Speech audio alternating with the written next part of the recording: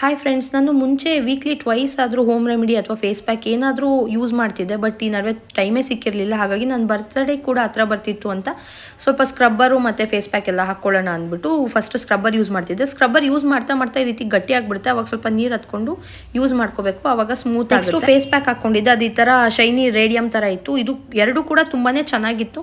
ನಿಮಗೆ ಇದ್ರ ಲಿಂಕ್ ಬೇಕಂದರೆ ಕಮೆಂಟ್ ಮಾಡಿ, ನಾನು ಶೇರ್ ಮಾಡ್ತೀನಿ. ನನ್ನ ಬರ್ತ್ಡೇ ಕೂಡ ಹತ್ರ ಬರ್ತಿತ್ತು, ಹಾಗಾಗಿ ಸ್ವಲ್ಪ ಸ್ಕಿನ್ ಕೇರ್ ಮಾಡಿಕೊಂಡೆ.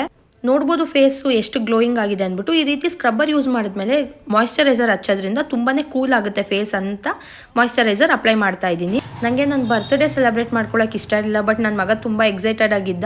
ಅವನೇ ಹೋಗ್ಬಿಟ್ಟು ಅವ್ರ ಅಪ್ಪ ಹತ್ರ ಹಠ ಮಾಡಿ ಕೇಕ್ ಕೊಡಿಸ್ಕೊಂಡು ಬಂದ. ಇದೇ ಡಿಫ್ರೆನ್ಸ್ ಅನಿಸುತ್ತೆ, ಮಕ್ಕಳಿದ್ರೆ ನಮ್ಗೆ ಇಷ್ಟ ಇಲ್ದಿದ್ರು ಅವರಿಂದನಾದರೂ ಸೆಲೆಬ್ರೇಟ್ ಮಾಡ್ಕೋತೀವಿ. ಬೆಳಿಗ್ಗೆನೇ ದೇವಸ್ಥಾನಕ್ಕೂ ಹೋಗಿ ಬಂದುಬಿಟ್ಟಿದ್ವಿ. ಇದಾಗಿತ್ತು ನನ್ನ ಸಿಂಪಲ್ ಬರ್ಡೇ ವ್ಲಾಗ್.